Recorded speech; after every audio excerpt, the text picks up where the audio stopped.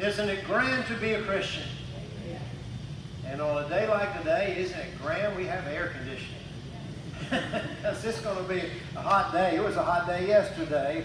Seems like summer's getting here a little bit early. But we're thankful for all the many ways that God blesses us, giving us a nice facility in which to worship. But more importantly, He has blessed us in so many spiritual ways. And we are here today as a reflection of that. This morning's lesson is a very simple lesson. But it's a lesson I think we need to be reminded of from time to time, something we need to reflect upon as we live our lives, each and every day of our lives. A few moments ago, Mike got read for us from Luke chapter 23 and verse 33. And what I want us to do this morning is just simply take out one phrase of that particular verse and talk about it for a few moments. The phrase I'm talking about is, there they crucified him. 4 words in the English, only 3 words in the Greek. But these 4 words sum up everything about God's scheme of redemption. These 4 words sum up God's grace and mercy. These 4 words sum up how much God loves mankind. These 4 words sum up what Jesus Christ was willing to do for us in sacrificing His life. These 4 words have God's plan of salvation for mankind. These 4 words is a commentary of what Jesus said in John chapter 3 and verse 16 when He said, "For God so loved the world that He gave His only begotten Son, that whosoever believeth in Him should not perish, but have everlasting life." What I want us to do this morning is to take this phrase, these 4 words, and break them down by each word and think about what these words actually mean. It looks like a very simple phrase when you look at it, but when you think about what each word actually means, you get the full impact of why Luke decided to put in the gospel record for all of us to read and study. There they crucified Him. Let's look at the first word. There. There they crucified Him. I want you to think for a moment about the place of crucifixion where Jesus died. In the Hebrew language, the place where He died was called Golgotha. In the Roman or Latin language, it was called Calvary. Now, it's interesting, we hear the word Calvary a lot. I don't hear Golgotha very often, but we hear Calvary a lot, and it's a word that people even attribute pleasant things to. There even are some churches in our area. They're named the Calvary Church. But sometimes we forget about what that name means. It's not a pleasant name. It's not a name that you would usually carry around and be proud of. It's certainly not a name that you would want to name your house or something like that. Because as Mike's translation, his translation translated directory. Those translations don't. They put the word Calvary. But Calvary means the place of the skull. The place of the skull. Now, down through the years, people have tried to figure out why it was called the place of the skull. It may be because people went up there and there was a lot of skulls that were lying around from the people that had been executed. There's others who think that maybe it was called the place of the skull is because we know that Calvary was a hill. The Bible tells us that. And that this hill was tall enough that it had some features in the side of it that maybe in the hollowed out places made it look like it was a skull from a distance. People coming down the road would point to that area and say, "Look, that looks like a skull to me." Or it may have just simply been called the place of the skull because of the fact it was a place of death. It was a place of execution. It was a place of sorrow. It was a place of horror. But never forget about the fact, when we think about the there, where Jesus was crucified, it was known among all the people in that area as the place of the skull. It was never meant to be a pleasant place. But as we continue to think about this place, we need to understand and appreciate the fact that it was a shameful place. It was a place that was full of shame. Today, when we execute a criminal, it's done in private. Whether it be the gas chamber or electric chair or lethal injection, it is the policy of most states that just a few witnesses are allowed to come in to watch the execution. Sometimes there's some law enforcement people that were involved in the case. Sometimes it's family members of the victim that are allowed to see the execution. Sometimes there are family members of the one being executed. But usually it's in an area of the prison where people can really not see what is going on from the outside. And even the people who witness the execution usually are sitting in another room, and they look through a glass where the accused prisoner cannot see who is looking at them. And then even the prisoner himself or herself is allowed to put some kind of drape over their face, whether it be a hood or a blindfold or something like that. But executions during the time of Jesus was a very public thing. And the reason why it was supposed to be a public thing is because it was supposed to be shameful. People were able to walk by. The Bible tells us in John 19 and verse 20 that the place of the skull, Golgotha, Calvary, was very near a road that came out the city. So all the passerbys could walk by and they could look up and they could see the one being executed. Usually there was a lot of publicity involved when there was going to be an execution, and people would go around town talking about what was going to happen that day on that place called the Skull. Pilate even gave some notoriety to what was going on to make sure everybody understood what was happening. John 19 and verse 19 tells us he places above Jesus' head, "This is the King of the Jews," written in 3 different languages. You see, it was a very public thing. And since it was a public thing, it was a very shameful thing. And Jesus, of course, when he was executed, he was put between two common criminals. And we hear the phrase sometimes, guilty by association, and that was the whole point of what was happening here, that Jesus would be assumed to be a vile criminal also because he hung between two criminals. Now, we don't know this for a fact. It's merely tradition, but there are those who believe that not only was Jesus' cross in the middle of these two criminals, but his cross was a little bit higher. A little bit higher, making him rise above the two that were on either side of him. And the purpose of that was to make him seem even worse.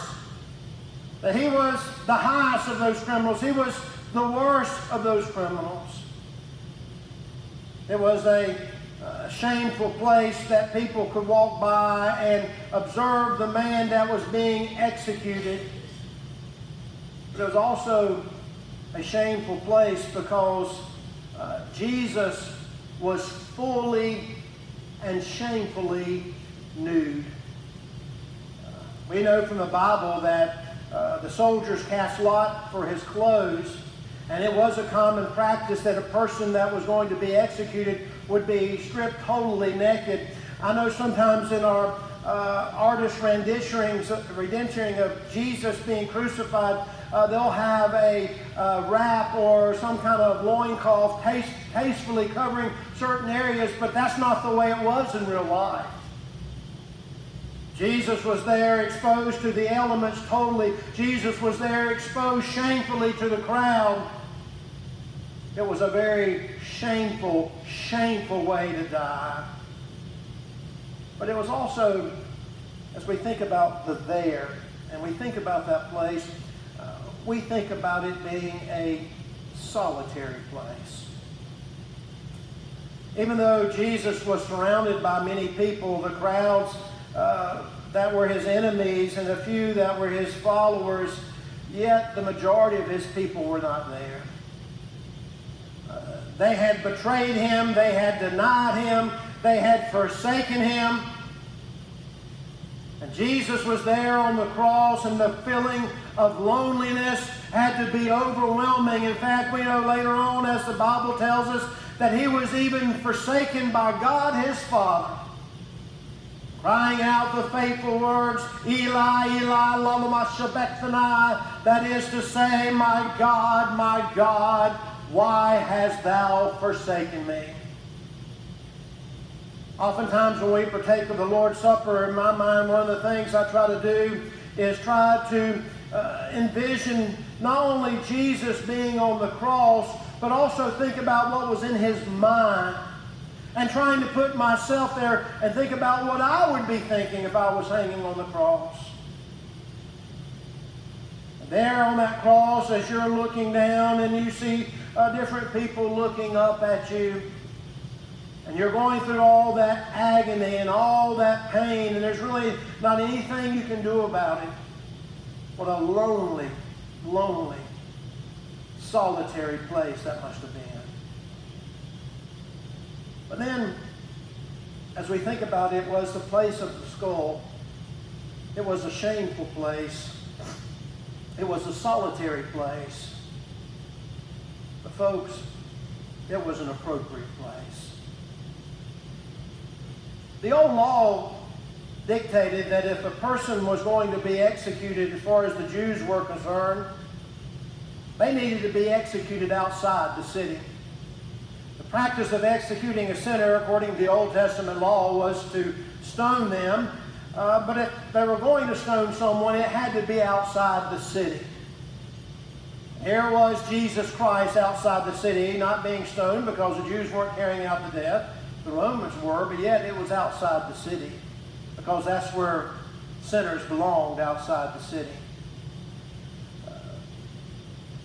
On the Day of Atonement, under the Old Testament law, when the high priest took the scapegoat, the one that was going to be killed on behalf of the people on the Day of Atonement, and he laid his hands on this scapegoat and put upon him the sins of all the people of Israel, that goat then was driven outside the city, or when they were in the wilderness, outside the camp, because that's where sin belonged. They was not allowed into the camp.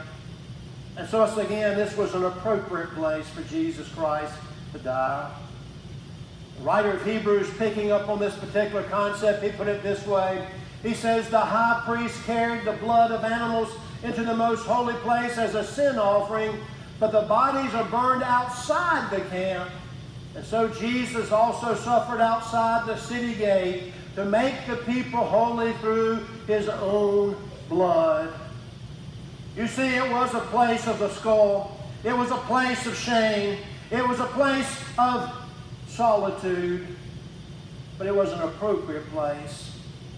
Because on that hill far away, wherever it may be, Jesus Christ died for each and every one of you. When you think about that place, think about that. But then you start looking at the text again, and you notice it says there, they crucified him. So we ask the question, we say, well, who is the they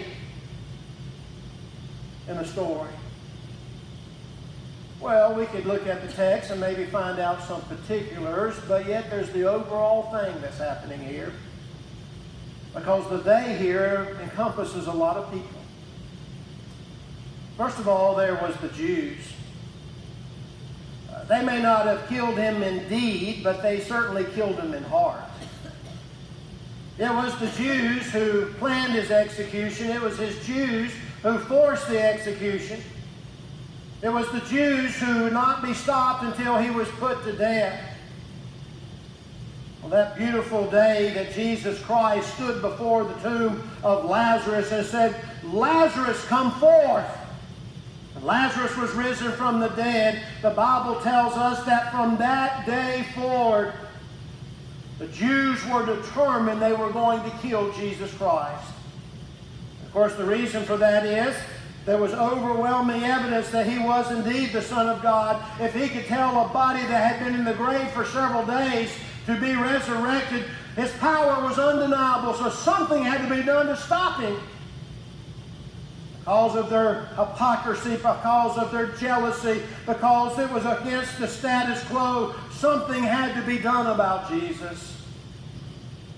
And so they put into motion everything that needed to take place to make sure he was put to death. And you remember on that fateful day when Pilate had Jesus stand before him with Barabbas, and he gave the people a choice. You can pick one or the other.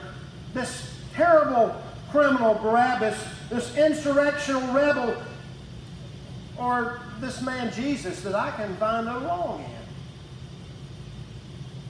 And the people said, release Barabbas. And Pilate says, well, what will I do with Jesus? And the angry mob cried, crucify him, crucify him, crucify him. Yes, when we think about the day, we have to include the Jews. But then also there was the Roman soldiers. They carried out the execution in deed, maybe not in heart. They were just simply carrying out their job as Roman soldiers were supposed to. They had been ordered by the governor of the area, Pilate, to put Jesus to death. And this was something they were accustomed to because they had killed other criminals. And so they just simply carried out their job. But what amazes me as you read the accounts of what the Roman soldiers did, they could have carried out their job, and they could have carried out their job professionally. But the text tells us that they carried their jobs out with much cruelty. They didn't need to have to be so cruel, but it was the nature of that day. It was the way of the world at that time when men were cruel to other men, and Roman soldiers were cruel to prisoners, and they were certainly cruel to Jesus Christ. We know how they mocked him. We know how they spit upon him. We know how the Bible tells us that that Roman soldier drove nails into his hands and feet. They may have thought of him as simply another criminal, but yet they were guilty of carrying out the execution. Maybe not realizing who they were actually killing. But yet, once again, as we reflect upon this phrase and the text, and we think about the word they, I think everyone here today is well aware of the fact that there was somebody else involved. And this someone else involved maybe had nothing to do with his crucifixion indeed, and maybe had nothing to do with it in heart at the time. But you see, we were there also on that occasion because our sins put Jesus Christ on the cross. It's because of the sins that I've committed, it's because of the sins that you have committed, that Jesus Christ had to die. There was no other way. There had to be a perfect sacrifice made. God's justice had to be taken care of. Ezekiel 18 and verse 20 tells us that the soul that sinneth, it must die. So somebody had to take her place. And so as we look at this phrase, and we see the word they, we need to understand and appreciate the fact that the they is talking about me and is talking about you. You see, we're part of the story. We can read the gospel accounts of the crucifixion of Jesus and not see our name mentioned one time in the story, but yet our name is everywhere between the lines in the story. Because if it was just one of us, if there was just one of us that needed salvation from our sins, this was God's plan to save mankind. And so as you read through the text and you see everything that happens, make sure you see yourself in the picture. Because the they in the story is you and I. But then the text goes on, the phrase goes on, the four words go on, and we've got the word crucified. And you've heard many sermons, you've heard many descriptions about the crucifixion of Jesus Christ. It was the Roman mode of execution. Jews did not practice crucifixion. This was something that is strictly Roman, that was adopted by the Assyrians. When they would capture people and put them to death, they began using a long pole where they impaled people, and then they gradually started changing to the idea of crucifixion, and the Romans carried it over.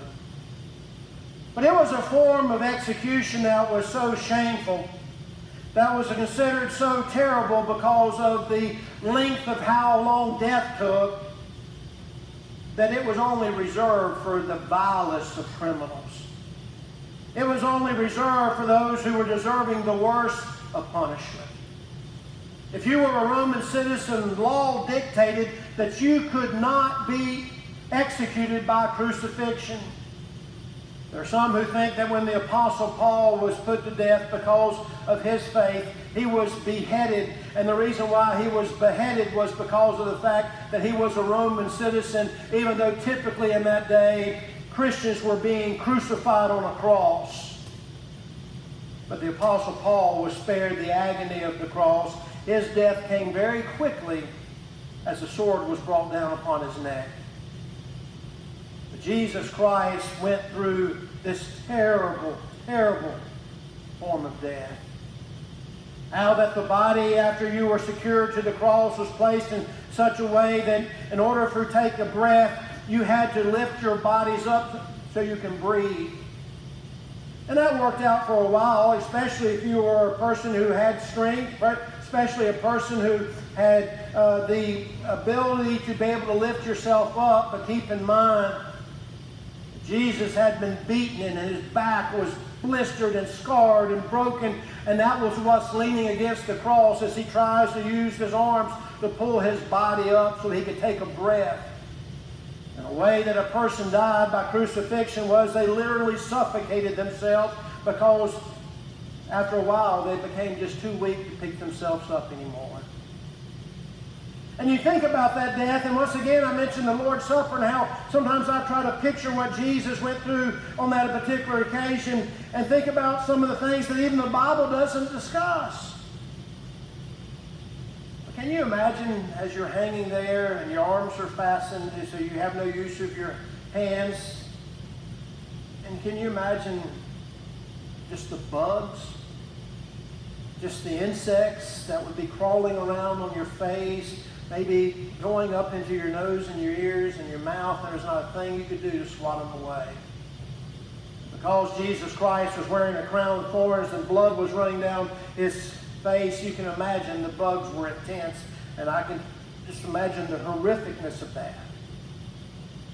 But then thinking about the crown of thorns, think about the fact that that blood mixed with sweat ran down his face, and because it was on his forehead, it had to get into his eyes.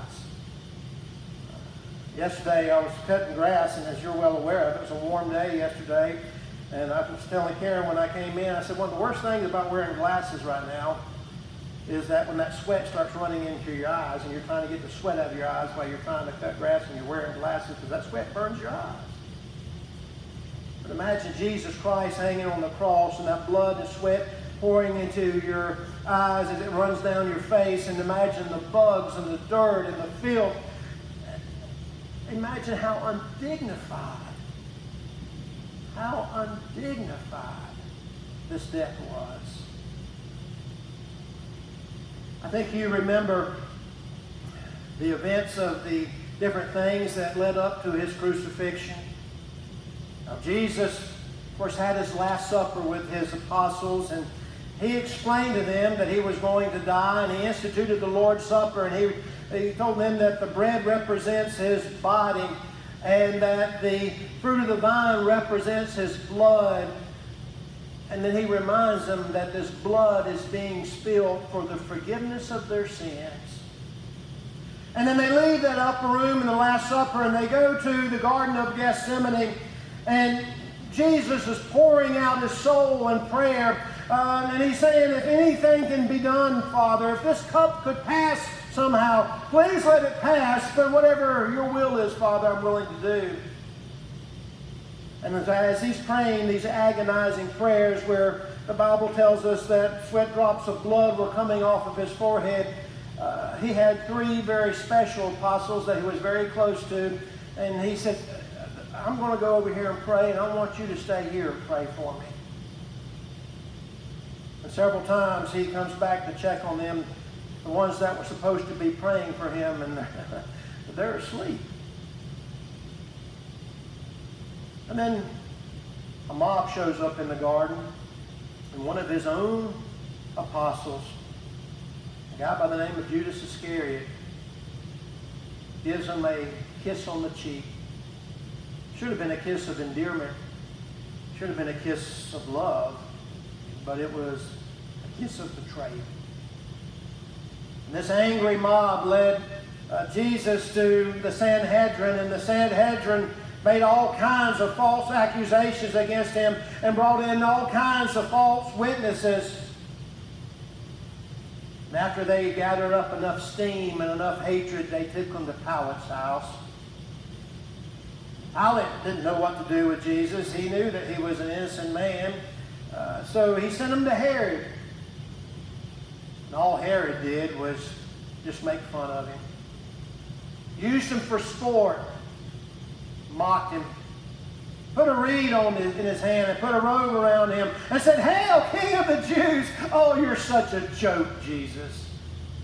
And then Herod sent him back to Pilate. Pilate, of course, as we've already mentioned, gave the people the opportunity to choose. He thought surely Barabbas would be chosen. I mean, Barabbas is notorious as being a criminal.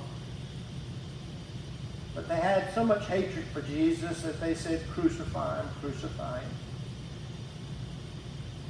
Jesus was beaten, and he was made to drag his own cross to that place called the skull. And of course, the agony and the pain and the suffering that he was going through, he stumbled, and a man by the name of Simon of Cyrene was asked to carry the cross the rest of the way. And then they got to this place. Somebody drove nails into his hands and feet. And then they picked up that rough wooden cross and dropped it into the hole that was prepared with a thud. And I can imagine as that cross was dropped into that hole, and as the inertia of the heavy cross meeting that hole in that ground, how that must have tore at the flesh of Jesus Christ. As we know, a body in motion tends to remain in motion, and when it suddenly stopped, Jesus Christ's flesh was torn once again. But the thing that needs to be impressed upon us as we see the word crucified in the text, we need to understand and appreciate that every single pain that Jesus suffered, every single hurt that he hurt, every single agony he put up with, every single sorrow that he shared on that cross was for you and I.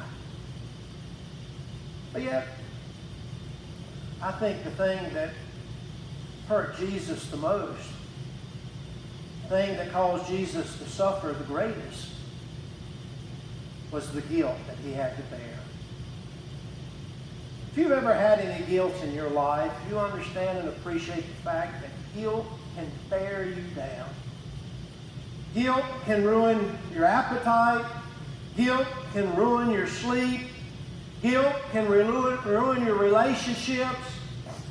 Guilt is some heavy baggage to carry. But I want you to think about the fact that Jesus Christ carried on him, when he was on the cross, the guilt of the entire sinful world. He felt the guilt of my sin. He felt the guilt of your sin. He felt the guilt of slave traders who lived long ago. He carried the guilt of murderers. He carried the guilt of pedophiles. Think of any sin you can think of, and Jesus Christ carried that guilt upon his shoulders on the cross. And once again, remind yourselves when you see the word crucified and you think about Jesus Christ. Think about not only of his agony, but think about his guilt and how he did it all for you and I.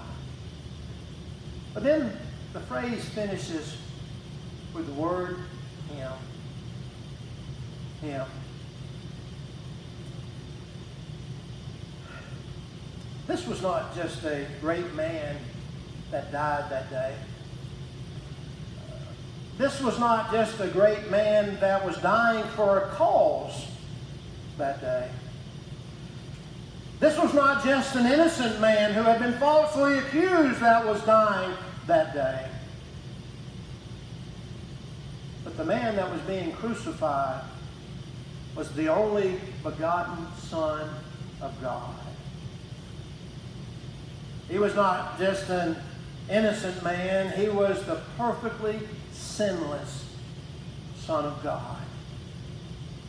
If there was ever a man that was undeserving to die, if there was ever a man that should never have guilt put upon him, if there was ever a man that should not have to suffer, it was Jesus Christ. And as we think about Jesus Christ, we think about how that he did every bit of that for you and for I. And so as we extend the invitation this morning, the question that needs to simply be asked is, after we think about what Jesus Christ did for us, the question that needs to be asked is, what are we willing to do in return? What will you do? How will you show your appreciation? How will you show your love? How will you show your thankfulness for what he has done for you? Well, if you're here today and you're not a Christian, we hope that you'll become one of his disciples, become one of his followers. And though we don't have the time today to go with what is involved with that, but basically if you believe that Jesus Christ is the Son of God and willing to change your life and confess his name and be baptized in the watery grave of baptism, you can become his follower, his disciple, and you can have your sins forgiven because of his death. But I understand and appreciate the fact that the majority of us here today are Christians. And I hope we never, ever get tired of hearing about what Jesus Christ has done for us.